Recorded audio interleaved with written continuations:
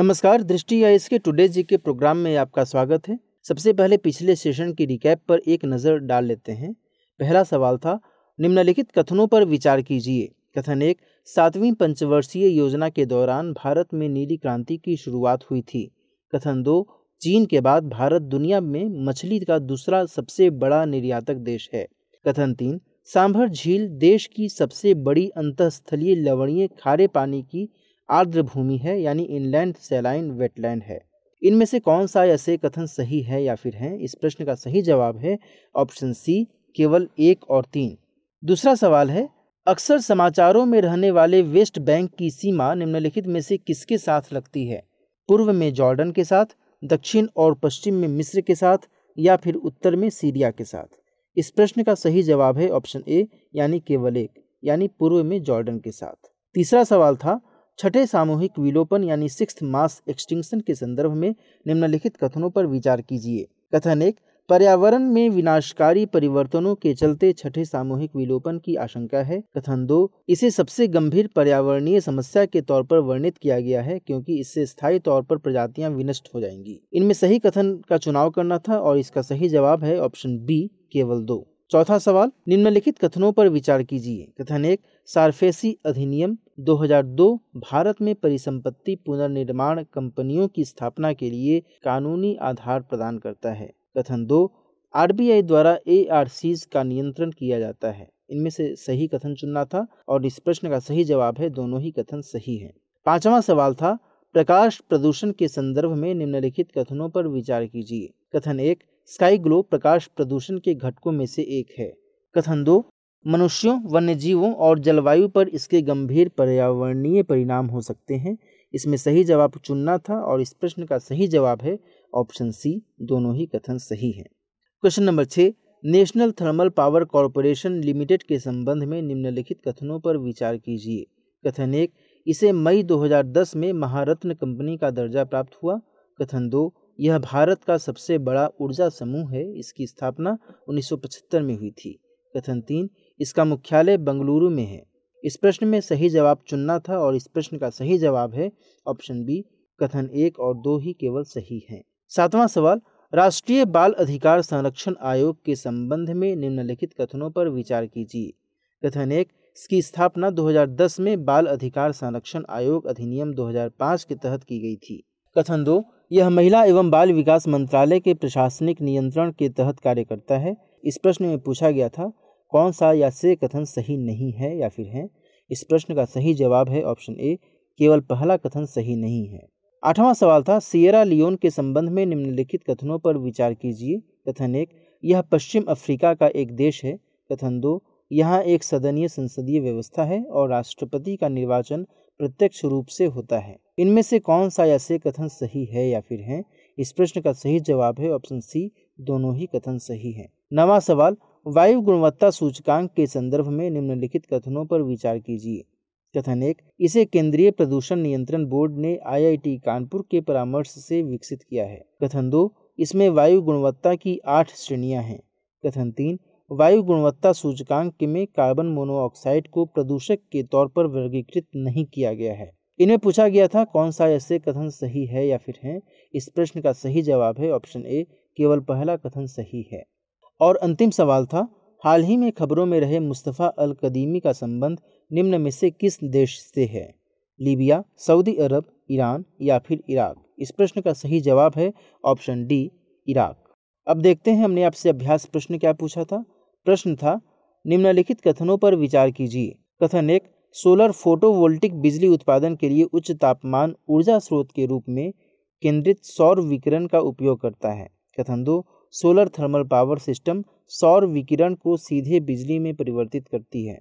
इस प्रश्न का सही जवाब आपसे पूछा गया था और इस प्रश्न का सही जवाब है कि दोनों ही कथन सही नहीं हैं, यानी ऑप्शन डी इसका सही उत्तर है।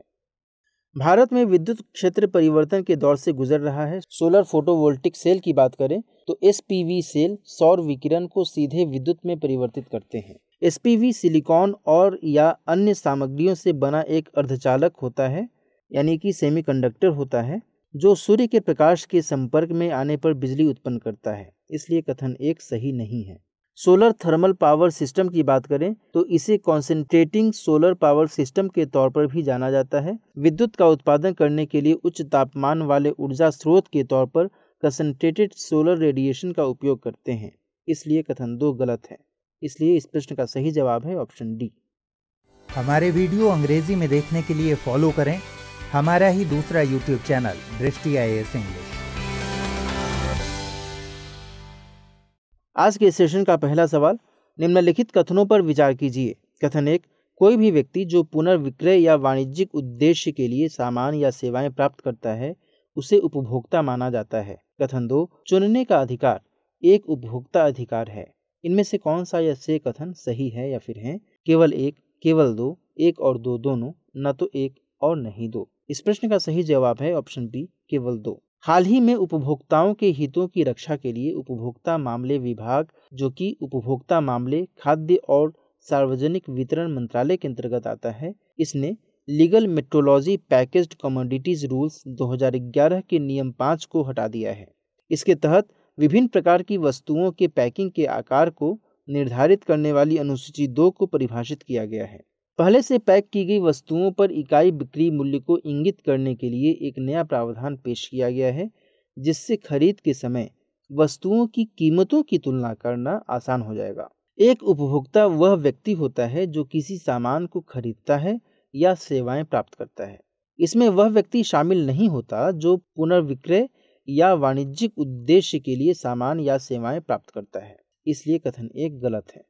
6 उपभोक्ता अधिकार हैं: सुरक्षा का अधिकार, सूचना का अधिकार, चुनने का अधिकार, सुनवाई का अधिकार, निवारण प्राप्त करने का अधिकार और उपभोक्ता शिक्षा का अधिकार।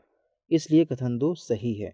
तो इस तरह इस प्रश्न का सही जवाब है ऑप्शन बी, केवल कथन 2 सही है। दूसरा सवाल, स्वर्ण जयंती फेलोशिप योजना के संदर्भ में निम्नलिखित कथनों पर विचार कीजिए। कथन 1, इस योजना के तहत युवा वैज्ञानिकों को विज्ञान एवं प्रौद्योगिकी में मूलभूत अनुसंधान के लिए विशेष सहायता व संरक्षण दिया जाता है। कथन 2, यह शिक्षा मंत्रालय द्वारा वित्त पोषित एक योजना है। उपरोक्त में से कौन सा या से कथन सही है या फिर है? केवल एक, केवल दो, एक और दो दोनों, न तो एक और नहीं दो। इस प्रश्न का सही जवाब है ऑप्शन ए, केवल एक। हाल ही में विभिन्न वैज्ञानिक संस्थानों के 17 वैज्ञानिकों को उनके इनोवेटिव अनुसंधान विचारों और विभिन्न क्षेत्रों में अनुसंधान और विकास को प्रभावित करने की उनकी क्षमता के लिए स्वर्ण जयंती फेलोशिप से सम्मानित किया गया है। स्वतंत्रता की 50वीं वर्षगांठ के उपलक्ष्य में भारत सरकार ने स्वर्ण जयंती फेलोशिप योजना लॉन्च की थी। इस योजना के तहत चुनिंदा युवा वैज्ञानिकों को विज्ञान एवं प्रौद्योगिकी में मूलभूत अनुसंधान के लिए विशेष सहायता और संरक्षण दिया जाता है, ताकि वे विज्ञान और प्रौद्योगिकी के अग्रणी क्षेत्रों में बुनियादी अनुसंधान को आगे बढ़ा सकें। इसलिए कथन 1 सही है। चयनित अध्येताओं यानी फेलोज द्वारा प्रस्तुत प्रोजेक्ट्स को science and engineering research board SERB के निर्धारित मानदंडों के आधार पर SERB द्वारा वित्त पोषण के लिए चुना जाता है। इसलिए कथन 2 गलत है। तो इस तरह इस प्रश्न का सही जवाब है ऑप्शन ए। तीसरा सवाल, भारत फ्रांस संबंधों के संदर्भ में निम्नलिखित कथनों पर विचार कीजिए। कथन 1, भारत और फ्रांस AUKUS ऑकस नामक एक नए सुरक्षा गठबंधन का हिस्सा हैं। कथन 2, दोनों देशों के बीच पारस्परिक लॉजिस्टिक सपोर्ट के संबंध में एक समझौते पर हस्ताक्षर किए गए हैं। कथन 3, France Indian Ocean Rim Association IORA का सदस्य देश है। इनमें से कौन सा या से कथन सही है या फिर है? केवल एक और दो, केवल दो और तीन, केवल तीन, एक, दो और तीन। इस प्रश्न का सही जवाब है ऑप्शन बी, केवल 2 और 3। AUKUS ऑस्ट्रेलिया, UK यानी यूनाइटेड किंगडम और अमेरिका के बीच इंडो पैसिफिक क्षेत्र के लिए एक त्रिपक्षीय सुरक्षा समझौता है। इसलिए कथन 1 गलत है। भारत और फ्रांस के बीच पारस्परिक लॉजिस्टिक सपोर्ट के संबंध में एक समझौते पर हस्ताक्षर किए गए हैं। इसलिए कथन 2 सही है। यह समझौता नियमित बंदरगाह जरूरतों के साथ साथ मानवीय सहायता और आपदा राहत के दौरान अन्य देशों के युद्धपोतों, सैन्य विमानों और सैनिकों के लिए ईंधन, राशन और रखरखाव में मदद करेगा। हाल ही में France Indian Ocean Rim Association का 23वां सदस्य बना है। ये पहली बार है जब किसी देश की मुख्य भूमि हिंद महासागर में नहीं है और उसे IORA में शामिल किया गया है। इसलिए कथन 3 सही है। तो इस तरह इस प्रश्न का सही जवाब है ऑप्शन बी केवल 2 और 3। चौथा सवाल, खाद्य मूल्य सूचकांक के संदर्भ में निम्नलिखित कथनों पर विचार कीजिए। कथन 1, इसे खाद्य एवं कृषि संगठन द्वारा जारी किया जाता है। कथन 2, यह खाद्य पदार्थों की टोकरी या बास्केट की अंतर्राष्ट्रीय कीमतों में होने वाले मासिक परिवर्तन को मापता है। इनमें से कौन सा या से कथन सही है या फिर है केवल 1, केवल 2, 1 और 2 दोनों, न तो 1 और न ही 2। इस प्रश्न का सही जवाब है ऑप्शन सी, दोनों ही कथन सही है। संयुक्त राष्ट्र खाद्य और कृषि संगठन FAO के द्वारा जारी विश्व खाद्य मूल्य सूचकांक के अनुसार जुलाई 2011 के बाद महंगाई अपने उच्चतम स्तर पर पहुंच गई है, इसलिए कथन 1 सही है। विश्व खाद्य मूल्य सूचकांक की बात करें तो इसे 1996 में वैश्विक कृषि जिन्स बाजारों में होने वाले विकास की निगरानी में मदद के लिए लाया गया था। FAO द्वारा जारी यह सूचकांक खाद्य पदार्थों की एक टोकरी की अंतर्राष्ट्रीय कीमतों में होने वाले मासिक परिवर्तन का एक मापक है, इसलिए कथन 2 सही है। यह अनाज, तिलहन, डेयरी उत्पाद, मांस और चीनी की एक बास्केट की कीमतों में होने वाले परिवर्तनों को मापता है। इसका आधार वर्ष 2014 से 2016 है। तो इस तरह इस प्रश्न का सही जवाब है ऑप्शन सी, दोनों ही कथन सही हैं। पांचवा सवाल, हाल ही में खबरों में रहा वियना वर्गीकरण, वियना क्लासिफिकेशन निम्नलिखित में से किससे संबंधित है? ग्रहों के नामकरण से, हानिकारक प्रदूषकों के वर्गीकरण से, उष्णकटिबंधीय चक्रवातों के नामकरण से, या फिर प्रतीक चिन्हों के चित्रात्मक स्वरूपों का वर्गीकरण से? इस प्रश्न का सही जवाब है ऑप्शन डी। हाल ही में भारत ने अंततः प्रतिष्ठित टॉय ट्रेन के प्रतीक चिन्ह यानी लोगो को अंतर्राष्ट्रीय स्तर पर अपनी बौद्धिक संपदा के तौर पर पंजीकृत किया है। विश्व बौद्धिक संपदा संगठन के वियना वर्गीकरण में निर्धारित प्रक्रिया के साथ पंजीकरण के लिए वाइपो को दावा भेजा गया था। वियना वर्गीकरण एक अंतर्राष्ट्रीय वर्गीकरण प्रणाली है जिसे 1973 में वियना समझौते द्वारा स्थापित किया गया, जो प्रतीक चिन्हों के चित्रात्मक स्वरूपों का अंतर्राष्ट्रीय वर्गीकरण स्थापित करता है। इसमें हायरार्की की एक प्रणाली होती है जो सामान्य से विशेष क्रम पर आगे बढ़ती है। इसके तहत प्रतीक चिन्हों के चित्रात्मक स्वरूपों का वर्गीकरण यानी classification of the figurative elements of marks आकृति के आधार पर विभिन्न कैटेगरी, डिवीजन और सेक्शन में किया जाता है। इसका प्रशासन वाइपो द्वारा किया जाता है। गौरतलब है कि वाइपो संयुक्त राष्ट्र की एक विशेष एजेंसी है और इसका मुख्यालय स्विट्जरलैंड के जिनेवा में है। तो इस तरह इस प्रश्न का सही जवाब है ऑप्शन डी। छठा सवाल, सिकल सेल रोग के संबंध में निम्नलिखित कथनों पर विचार कीजिए। कथन 1, यह रक्त विकारों का एक समूह है जो हीमोग्लोबिन को प्रभावित करता है। कथन 2, इस रोग से ग्रस्त लोगों में हीमोग्लोबिन एस नामक असामान्य हीमोग्लोबिन अणु होते हैं। कथन 3, यह रोग माता पिता से संतान में स्थानांतरित नहीं हो सकता। इनमें से कौन सा या से कथन सही है या फिर है केवल 1 और 2, केवल 2, केवल 2 और 3, इनमें से सभी? इस प्रश्न का सही जवाब है ऑप्शन ए, केवल 1 और 2। मध्य प्रदेश के मुख्यमंत्री शिवराज सिंह चौहान ने आदिवासी गौरव दिवस महासम्मेलन की तैयारियों की समीक्षा की है। प्रधानमंत्री नरेंद्र मोदी 15 नवंबर 2021 को इस महासम्मेलन में राज्य में सिकल सेल उन्मूलन मिशन और राशन आपके द्वार योजना का शुभारंभ भी करेंगे। सिकल सेल रोग की बात करें तो यह रक्त विकारों का एक समूह है जो हीमोग्लोबिन को प्रभावित करता है, इसलिए कथन 1 सही है। ऐसी बीमारी वाले लोगों में हीमोग्लोबिन एस नामक असामान्य हीमोग्लोबिन अणु होते हैं जो लाल रक्त कोशिकाओं को सिकल सेल में विकृत कर सकते हैं, यानी इनका आकार अर्धचंद्राकार हो जाता है, इसलिए कथन 2 सही है। यह एक वंशानुगत रक्त रोग है, इसलिए कथन 3 गलत है। यह आमतौर पर अफ्रीकी, अरब और भारतीय मूल के लोगों में देखा जाता है। गौरतलब है कि हीमोग्लोबिन अणु पूरे शरीर में कोशिकाओं को ऑक्सीजन पहुंचाता है। तो इस तरह इस प्रश्न का सही जवाब है ऑप्शन ए, केवल 1 और 2। सातवां सवाल, बेसिक देशों के संबंध में निम्नलिखित कथनों पर विचार कीजिए। यह बड़े और नए औद्योगिकृत देशों का एक गुट है जिसमें रूस भी शामिल है। कथन 2, इस समूह का गठन 28 नवंबर 2009 को किया गया था। इनमें से कौन सा या से कथन सही है या फिर है केवल 1, केवल 2, 1 और 2 दोनों, न तो 1 और न ही 2? इस प्रश्न का सही जवाब है ऑप्शन सी, दोनों ही कथन सही हैं। हाल ही में बेसिक यानी BASIC देशों ने कहा है कि जलवायु वित्तपोषण यानी क्लाइमेट फाइनेंसिंग के लिए एक गंभीर दृष्टिकोण अपनाए बिना मिटिगेशन और अनुकूलन की महत्वाकांक्षाओं के साथ साथ विभिन्न पक्षों के नेट जीरो लक्ष्यों के लिए भी जोखिम पैदा हो सकता है। बेसिक देशों की बात करें तो यह 4 बड़े और नए औद्योगिकृत देशों ब्राज़ील, दक्षिण अफ्रीका, भारत और चीन का एक गुट है, इसलिए कथन 1 गलत है। इस समूह का गठन 28 नवंबर 2009 को 4 देशों द्वारा हस्ताक्षरित एक समझौते के परिणाम स्वरूप किया गया था, इसलिए कथन 2 सही है। गौरतलब है कि बेसिक देशों की ग्रीन हाउस गैस उत्सर्जन को कम करने और जलवायु परिवर्तन से लड़ने के लिए आवश्यक वित्त पोषण पर व्यापक रूप से सामान्य सहमति है। तो इस तरह इस प्रश्न का सही जवाब है ऑप्शन सी, दोनों ही कथन सही हैं। 8वां सवाल, पद्म पुरस्कारों के संबंध में निम्नलिखित कथनों पर विचार कीजिए। कथन 1, पद्म विभूषण पद्म पुरस्कारों के पदानुक्रम में सर्वोच्च पुरस्कार है। कथन 2, ये पुरस्कार पद्म पुरस्कार समिति द्वारा की गई सिफारिशों पर प्रदान किए जाते हैं, जिसका गठन हर साल राष्ट्रपति द्वारा किया जाता है।